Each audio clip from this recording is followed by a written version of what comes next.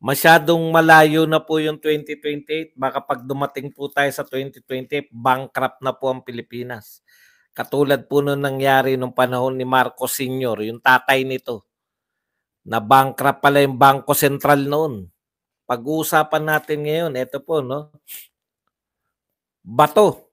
Medyo nagalit na po sa HOR at saka sa PNP dahil po sa treatment nila dito kay Colonel Grijaldo. Una na nagalit yan kay Wilkins, di ba? Ngayon naman kay Grijaldo. Grabe po pala, may picture po si Grijaldo na may tama pa sa balikat.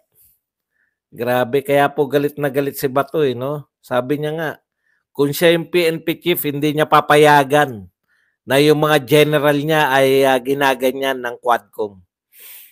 Pag-uusapan din po natin, ito po, no, pumayag po ang COMELEC na tuloy ang pamimigay ng ayuda kahit po sa election period. Wala na po talaga. No? Pag natalo pa kayo, kayong mga kakampi ng COMELEC, ewan ko na lang. Kaya talagang, okay.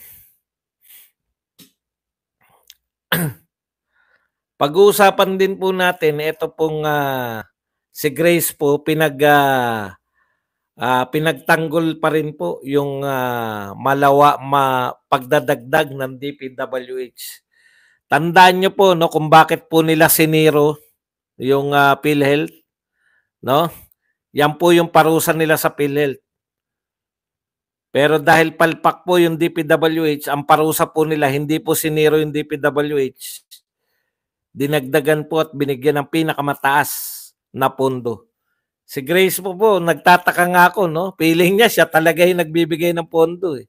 Patawa masyado. To Congressman Acop, we know you are a cop, but you are not acting like a cop. As a cop, you should know what former Senator Ping is saying. It is either you are a cop who is stupid or a cop who has been silenced by a cop's favorite color, ube. Nakakahiya ka, Congressman Acop. Ikinahiya na po ni General Orlando De Leon, retired Brigadier General Orlando De Leon, ang mga katulad ni Acop, no? Na isang pulis. Nakakahiya po. Ikinahiya na. Dahil po yung hindi talaga katanggap-tanggap yung paliwanag ni Acop sa Quadcom.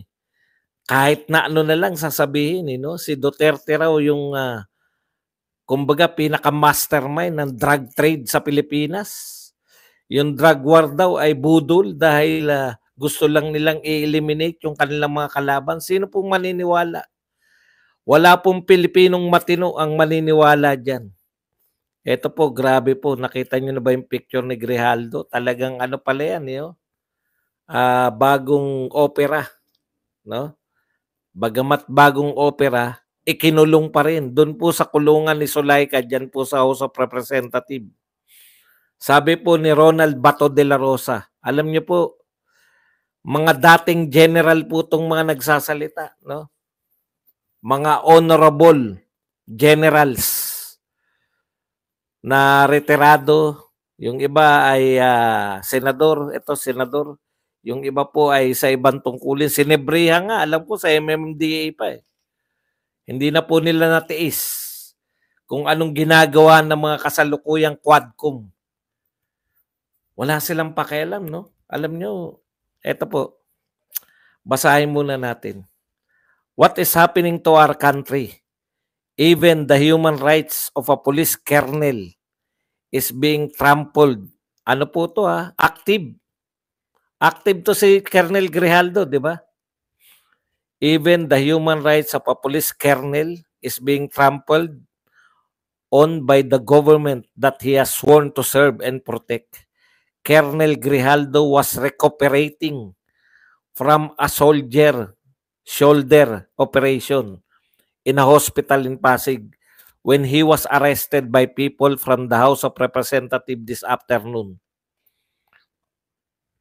Despite his pleading to be placed under hospital. Ito po nakikiusap po yung bagong operang si Grijaldo, no? Na siya po ay ikulong na lang sa anumang government hospital na ang mamimili po ay yung HOR. Nakikiusap po si Colonel Grijaldo, bagong opera, na ikulong man siya sana, doon na lang sa ospital. Kasi bagong opera nga po eh. Hindi po siya pinakinggan ng HOR. Under hospital arrest in any government hospital of HOR choice is now detained in the same room where Attorney Zulaika Lopez was detained without medical attention. Frankly speaking, sabi po ni Senator Bato, if I were the chief PNP, I would not allow any of my men to suffer this kind of injustice. More so, that this officer stood up for what is right and for the truth. Do our men in uniform deserve this kind of treatment? Alam niyo po, sa totoo lang, kaya pinag-initan to, di ba? Kasi kumanta siya na yung binibigyan siya ng script. Kinakausap siya para sa pag-testify niya.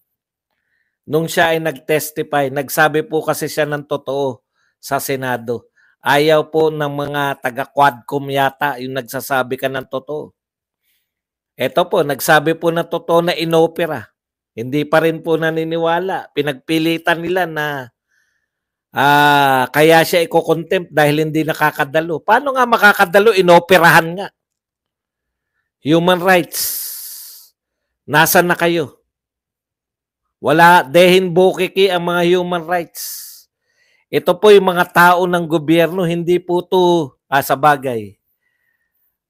Kikibulang pala yung Commission on Human Rights pag mga rebelde yung involved.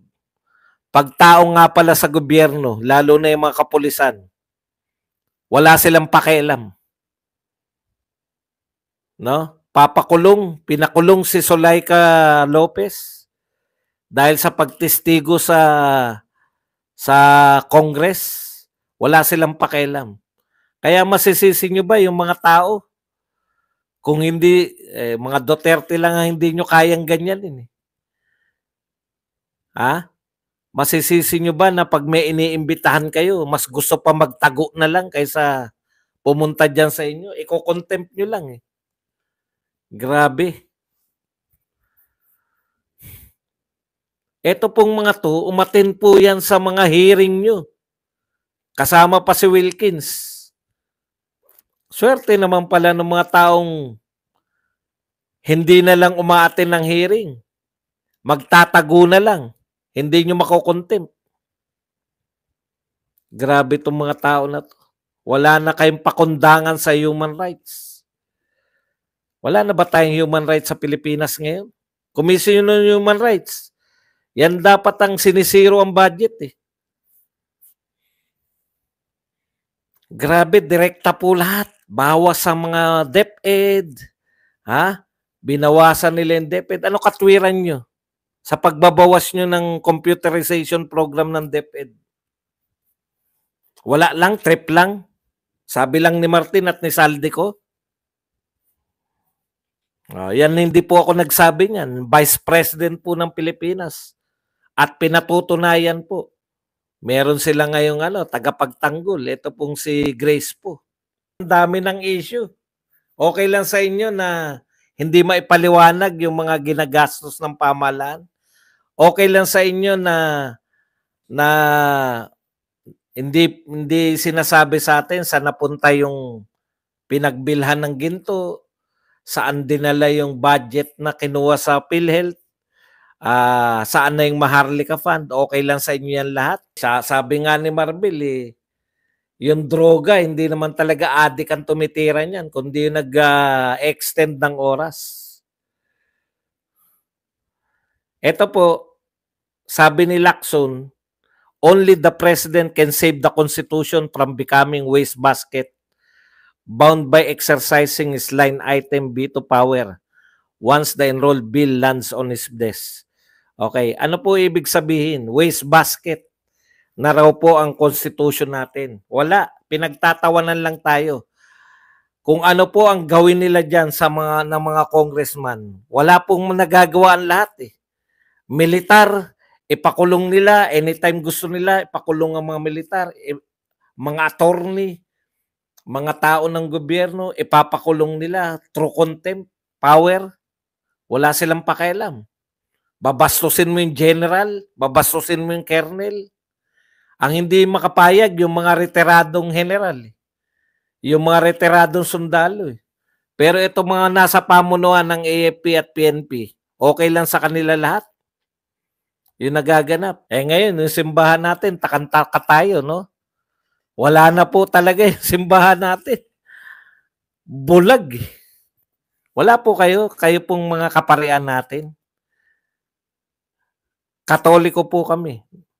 Yung mga pari po natin, nananawagan kayo no, na mga konti lang pong mga, yung war on drugs ni Tatay Digong, grabe kayo kung makakontra. Ito po, harap-harapang mga nakawan.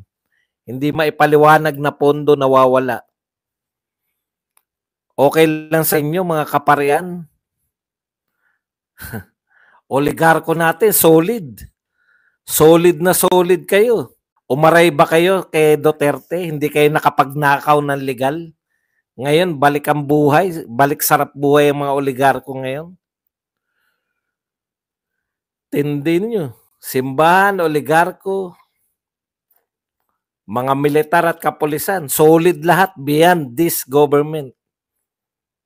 Taong bayan na lang hindi kakampi. Kaya po kayo, pati mga survey company, lahat na ng survey ngayon. Lahat ng survey ngayon. Walang naglalabas na pabor sa taong bayan. Kaya, pag kayo, nadala pa rin ng survey, nadala pa rin kayo ng ayuda, tapos aangal kayo, maghanap pa kayo ng masisisi. Kayo na lang. At least kami, gumawa kami ng paraan namin, nagpunta kami. Si Grace po. Pinagtanggol po yung pagdadagdag ng pondo dito sa DPWH. Sabi po, marami kasing foreign assisted projects din na may commitments tayo na kailangan nating i-fund. Sabi niya. Kung makikita mo nung unang panahon, hindi masyadong na-prioritize yun. So ngayon naman, naibigay na yun. Hindi ko maintindihan kung ano ibig niya sabihin. No? Kaya daw nagdagdag nung budget dahil sa foreign assisted fund. Yung po pondo, walang problema. Totoo ba yan? So, ibig sabihin, yung may mga problema kami, flood control, tinanggal nyo? Wala kayong budget sa flood control? Kasi wala naman kaming problema, naghanap nga kami. Bakit walang budget sa mga foreign assisted? Pero masasagot din natin yan. Kasi nga, wala naman pumapasok na eh. Yung sinasabi nyo, commitment. hindi pumasok yung mga investors eh. Di ba? Okay. Ang tanong ko sa iyo, Grace po. So, dahil yung PhilHealth, etong sabi nyo sa PhilHealth, bakit zero ang PhilHealth? Kasi may perang PhilHealth, hindi naman nagagamit. Hindi yung nawawala yung pera ng PhilHealth. May pera, nire-reserve nila, hindi ginagamit. Okay, kaya hindi nyo nabibigyan ng pondo. Di ba? Sinisisi nyo, palpa kasi yung PhilHealth, kaya hindi nyo, zero yung pondo.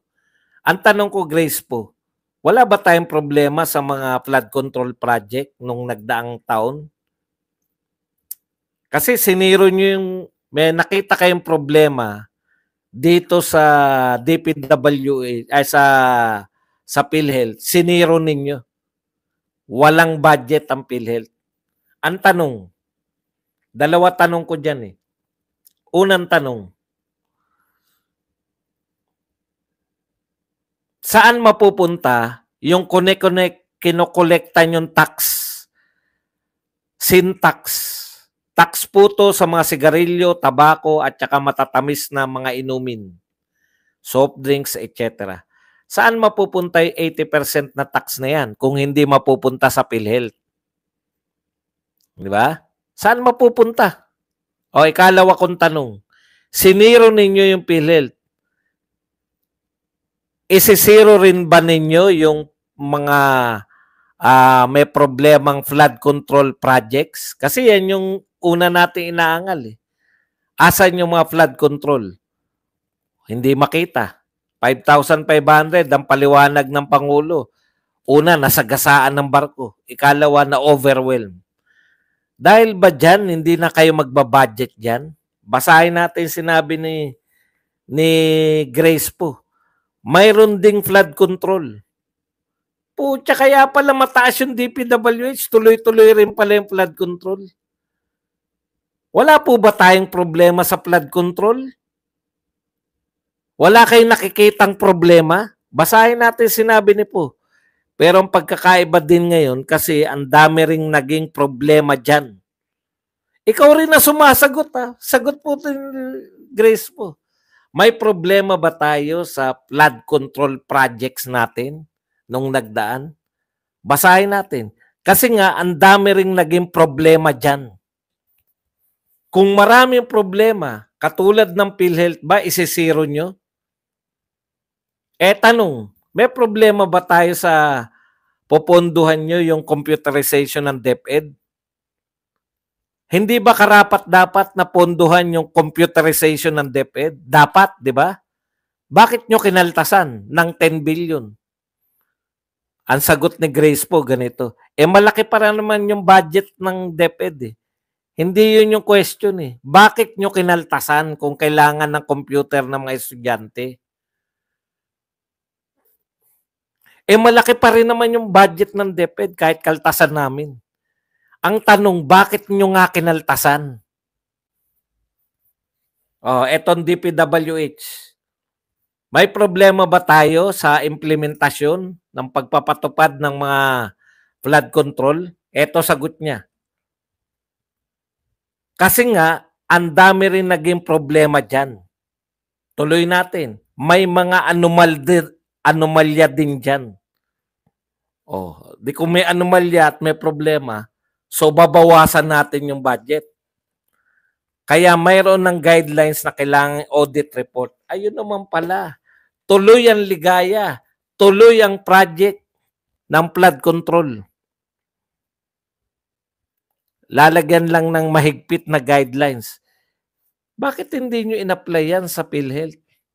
Kung may problema kayo sa PhilHealth, may pondo pa rin dapat, higpitan nyo lang yung guidelines. Ang problema kasi, hindi naman yan talaga yung intention eh. Ang problema, sinasagot ni Grace po yung hindi niya naman kayang sagutin. Sinabi niya may problema sa flood control. At dahil dyan, dadagdagan yung pondo sa flood control. Tan yung logic yan. May problema sa PhilHealth, siniro yung budget. May problema sa flood control. Parusa ng PhilHealth, siniro ang budget. Parusa sa flood control, dagdagan ng budget. Paliwanag ka ng paliwanag, hindi mo naman alam. Saka yung blacklisted na contractor, di na dapat isama. Hindi nga kayo nag-imbestiga dyan sa mga contractor na yan. Kung sino-sino yan. Alam nyo na ngayon.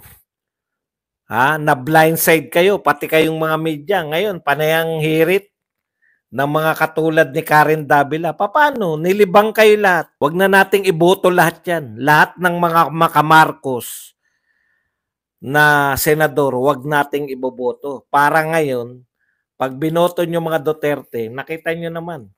Kahit dalawa lang yung miyembro ng Duterte dyan sa commission, sa may BICAM, parehong nagtrabaho. Ito po ang nakakatakot sa lahat.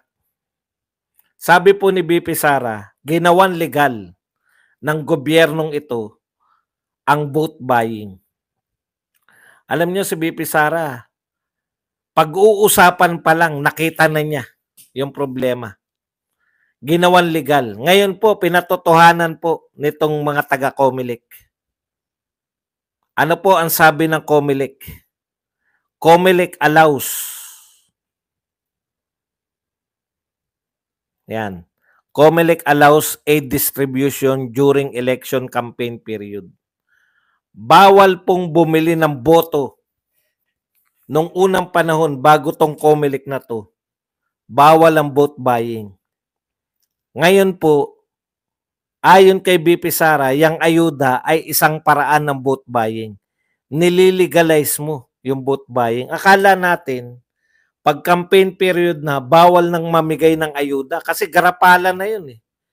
Mamimigay ka ng ayuda, campaign period na. Ang akala natin noon, sige, mamigay lang kayo na mamigay ng ayuda. Ako, ganito isip ko. Sige, mamigay kayo na mamigay ng ayuda. Total naman, pagdating naman ng eleksyon, makakalimutan din kayo ng mga binigyan nyo. Kung inaalaw po ng COMELEC, kasi nga hoping, akala ko ang COMELEC, bawal nga yung mga, biruin nyo, susukatin nila lahat sumobra ka na ng commercial sa ABS-CBN. Marami ka ng commercial. Bawal na yan.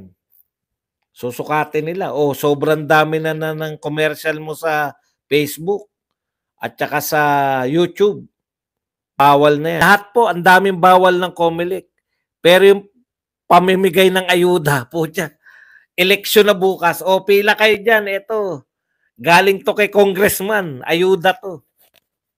Ano katwiran ng COMELEC? Baka naman may katwiran ba doon? Putya, hindi nyo binibigyan ng pagkakataon. Okay. May mga nag-apply na sa amin para sa pagbibigay ng ayuda.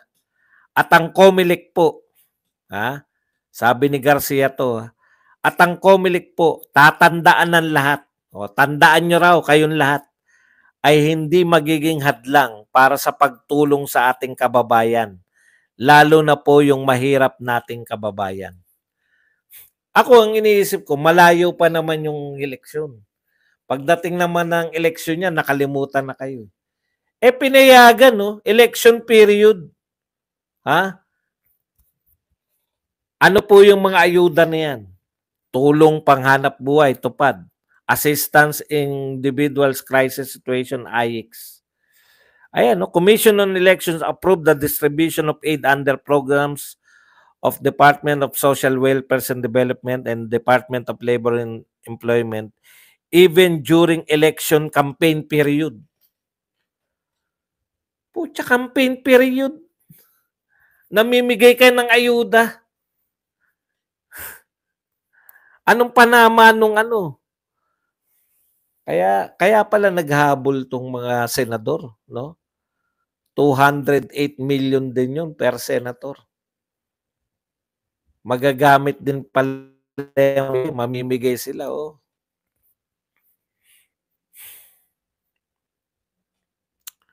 Grabe.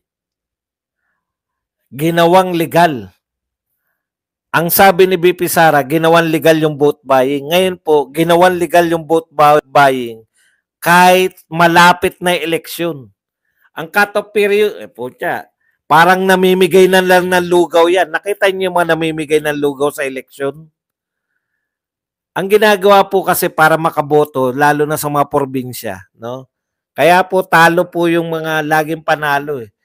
Kahit yung mga nasa bundok, susunduin po yan. Grabe, no? Wala kang kalaban-laban. Kawawa yung mga ano. Kaya po, bumawi tayo sa national.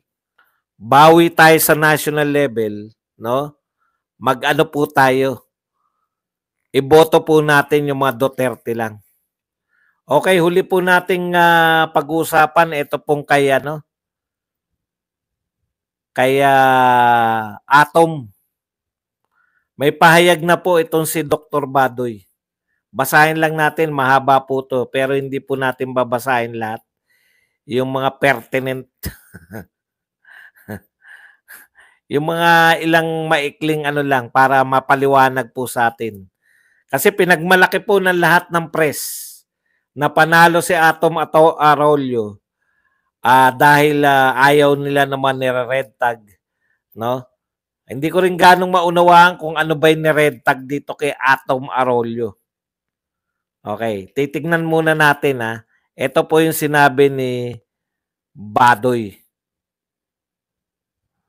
Asan ka na ba? Pasok?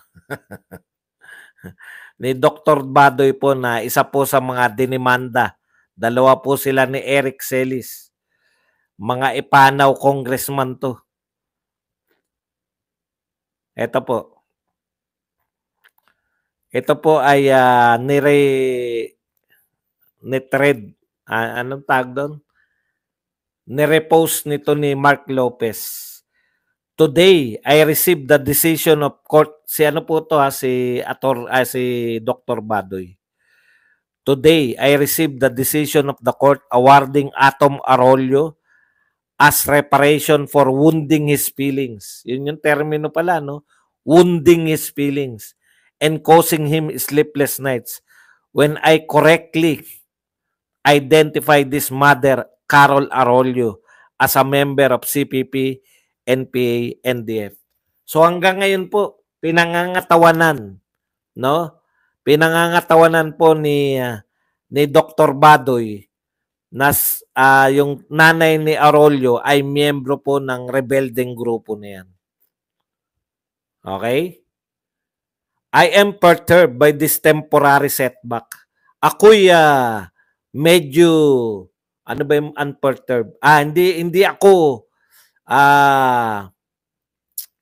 Hindi ako kayang pigilan, no, nitong temporary setback na to, as we had expected this from the very start, when we were prevented from presenting our evidence in court because my earlier lawyer, Attorney Mark Tolentino, failed to give me pre-trial brief on time. So yun po, no, technical po sila sa madaling salita. Hindi po sila nakapagpahayag. Si Dr. Badoy, hindi po siya nakasagot, no, sa mga akusasyon ni Atom Arroyo. Yan. In other words, we didn't lose this case because Carol Arroyo is not a member. Carol Arroyo is in fact high-ranking party member. So sa madaling salita, I lost this case on a mere technicality, in other words. So very na technical po sila, kaya po sila natalo. Pero yan ang kagandahan sa ating korte, meron pa pwede pang i-appeal. So naka-appeal pa po to. Okay? Ayan. So sa madaling salita mga kapatid, hindi po niya sinusuko yung pagbibintang na talagang yung nanay ni Atom Arroyo ay miyembro at high ranking pa. Yan ang sabi ni. At kaya nilang patunayan yan kung mabibigyan sila ng pagkakataon na makapag-present ng mga ebidensya at makapag-present ng mga testigo. Kasi na-technical sila, hindi sila nakapag-present ng mga testigo. So hindi pa po tapos. At least naliwanagan ako. Kala ko, ano kaya yung baka may anti-red tagging na talagang law. So, tuloy po ang laban ayon kay temporary lang yung setback na yan. On appeal sila. Kaya baka daw sa mas mataas na korte mabigyan na sila ng pagkakataon na ipaliwanag yung kanilang side. Okay? Ganyan talaga yung sistema ng ating hudikatura.